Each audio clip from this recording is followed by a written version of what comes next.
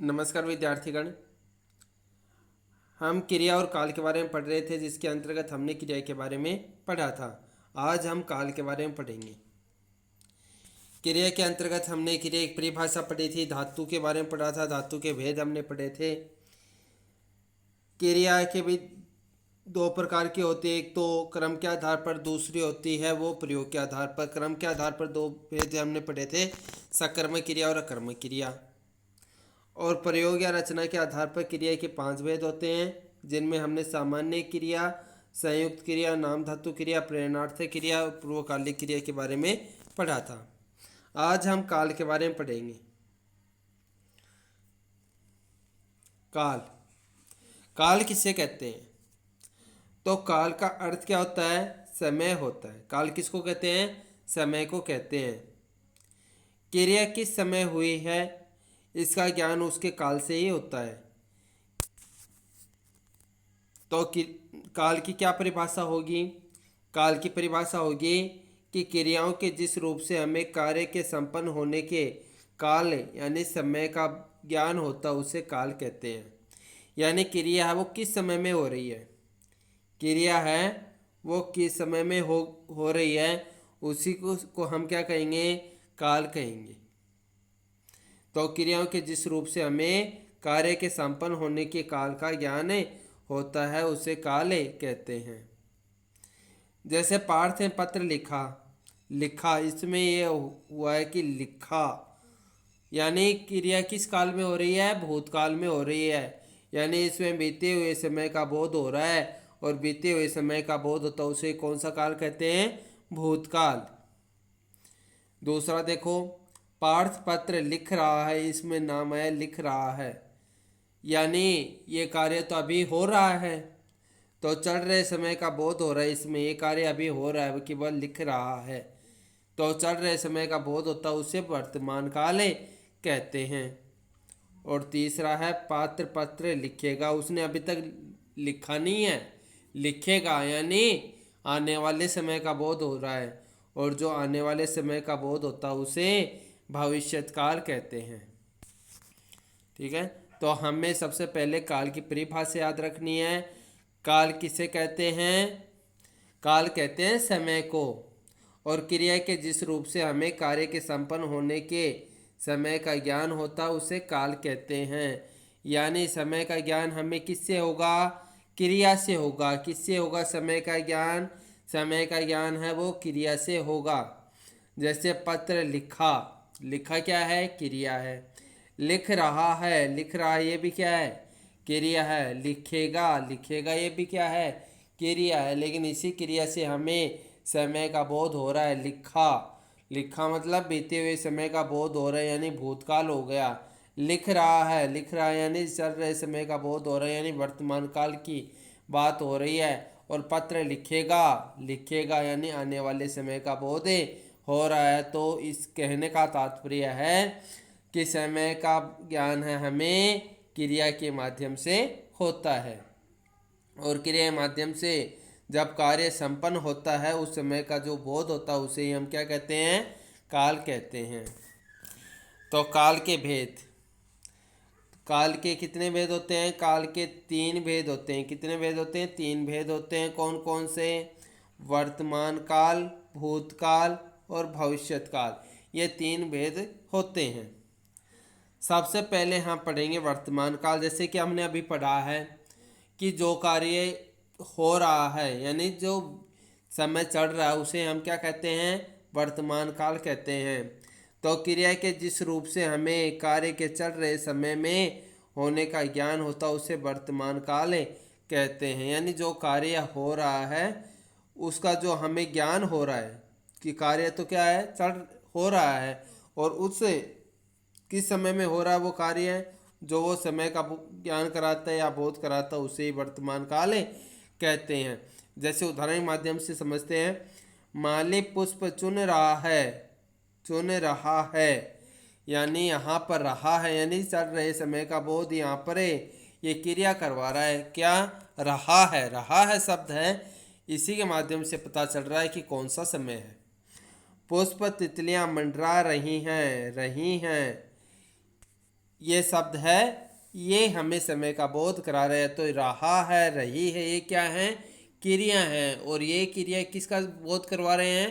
समय का बोध करवा रहे हैं। और इनसे पता चल रहा है कि ये कौन सा काल है? वर्तमान काल है, क्योंकि इस समय में कार्य है वो चल रहा है। तो जिस समय में कार्य चल रहा है वो काल कौन सा हो जाएगा? वर्तमान काल। और काल का पता हम किससे करेंगे? क्रिया के माध्यम से। तो क्रिया से पता चलेगा कि ये कौन सा समय है, कौन सा काल है। तो जिस समय का बोध होगा, यानी चल रहे समय का बोध इसमें हो रहा है, तो ये कौन सा काल हो गया? वर्तमान काल हो गया। तो वर्तमान काल की परिभाषा याद हो गई होगी कि क्रिया जिस रूप से हमें कार्य के चल रहे समय में होने का ज्ञान होता उसे वर्तमान काल कहते हैं। अब आते वर्तमान काल के भेद। तो वर्तमान काल के कितने भेद होते हैं? 3 भेद होते हैं। वर्तमान काल के कितने भेद होते हैं? 3 होते हैं। कौन कौन से? सामान्य वर्तमान काल, अपूर्ण वर्तमान काल, संदिग्ध वर्तमान काल। यह 3 भेद होते हैं। अब पढ़ते हैं तीनों के बारे में कि सामान्य वर्तमान काल किसे कहेंगे, अपूर्ण वर्तमान काल किसे कहते हैं और संदिग्ध वर्तमान काल किसे कहते हैं। तो सबसे पहले हम सामान्य वर्तमान काल के बारे में पढ़ेंगे कि सामान्य वर्तमान काल किसे कहते हैं। तो चल रहे समय में, क्योंकि वर्तमान काल तो कौन सा होगा? जो समय चल रहा है वही तो वर्तमान काल होगा। तो चल रहे समय में क्रिया के जिस रूप से हमें कार्य के सामान्य रूप से होने का ज्ञान होता है उसे सामान्य वर्तमान काल कहते हैं। यानी जो समय चल रहा है और चल रहे समय में कार्य किस रूप से हो रहा है? सामान्य रूप से हो रहा है। तो सामान्य रूप से होने का बोध हो रहा है उसे हम कौन सा काल कहेंगे? वर्तमान काल कहेंगे। सामान्य वर्तमान काल की परिभाषा समझ में आ गई होगी कि समय है जो समय चल रहा है, उस समय में कार्य किस रूप में हो रहा है? सामान्य रूप में हो रहा है। यानी क्रिया है वो सामान्य रूप में कार्य करने का बोध करवा रही है। तो उसमें कार्य वो सामान्य रूप से हो रहा है और उसी को कहेंगे सामान्य वर्तमान काल। यानी चल रहे समय में कार्य है वो सामान्य रूप से होना पाया जाता है, उस काल को कहेंगे सामान्य वर्तमान काल। अब देखो, निकिता नृत्य करती है, पक्षी उड़ता है। तो इन दोनों वाक्यों में कार्य है वो सामान्य रूप से होना पाया जा रहा है ना। तो इन दोनों में क्रिया कौन सी है? करती है, उड़ता है। तो इस क्रिया के माध्यम से क्या पता चल रहा है कि कार्य है वो वर्तमान समय में हो रहा है। तो ये हो गया सामान्य वर्तमान काल। वर्तमान समय में कार्य हो रहा है तो वो कौन सा काल हो जाएगा? वर्तमान काल हो जाएगा। लेकिन कार्य किस प्रकार का हो रहा है? सामान्य हो रहा है, तो ये हो जाएगा सामान्य वर्तमान काल। दूसरा आता है अपूर्ण वर्तमान काल। अपूर्ण, अपूर्ण का क्या अर्थ होता है? जो पूरा नहीं हो। अपूर्ण का क्या अर्थ होता है? जो पूरा नहीं हो। तो इसको वर्तमान काल में अपूर्ण शब्द से तात्पर्य क्या लेंगे? चल रहे समय में क्रिया के जिस रूप से हमें कार्य के अभी निरंतर होते रहने का ज्ञान होता है उसे अपूर्ण वर्तमान काल कहते हैं।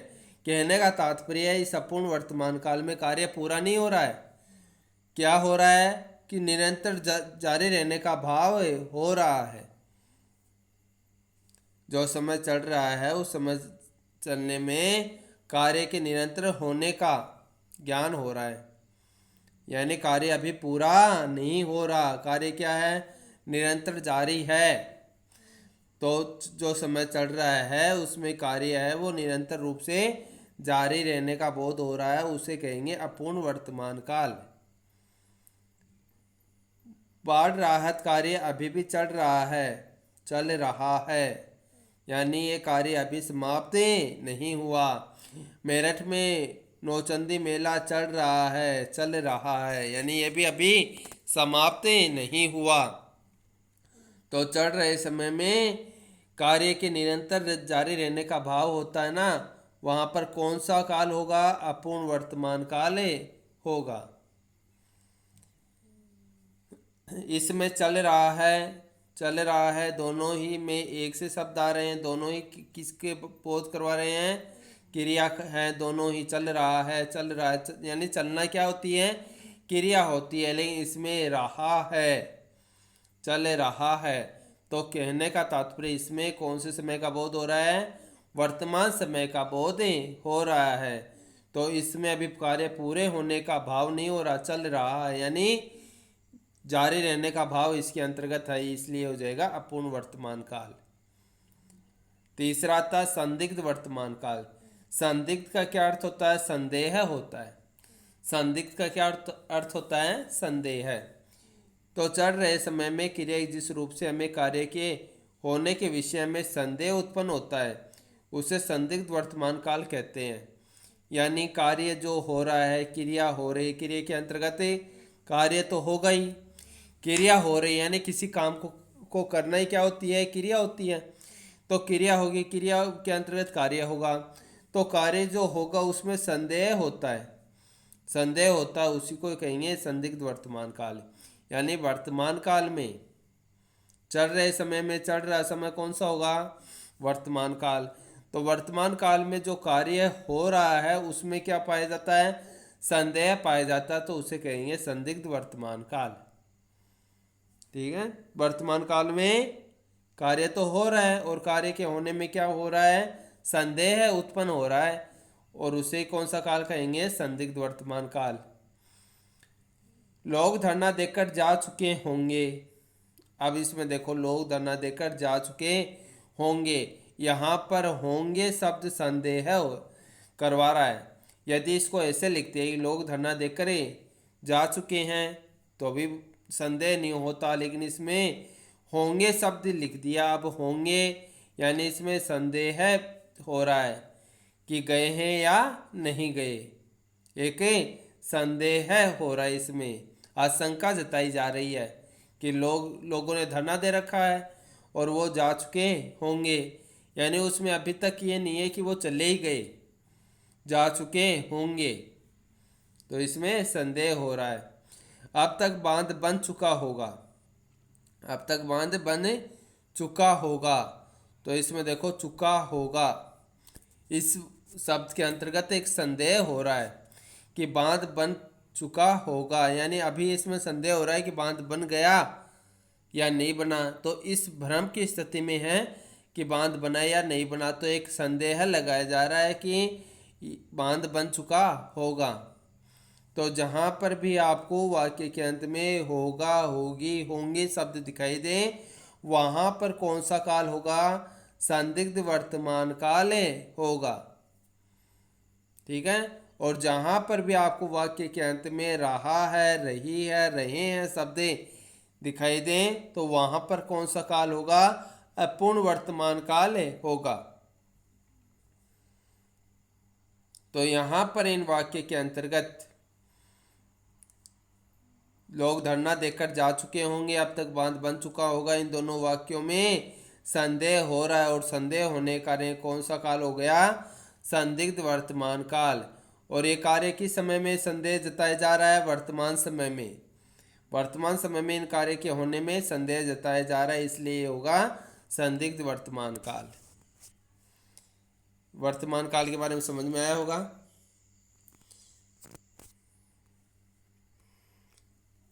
आज हम इतना ही पढ़ेंगे, कल हम पढ़ेंगे भूतकाल के बारे में। तो इस वर्तमान काल की परिभाषा है और इसके जो भेद है वर्तमान काल के, इनको आपको ध्यानपूर्वक पढ़ने हैं और समझने हैं। धन्यवाद।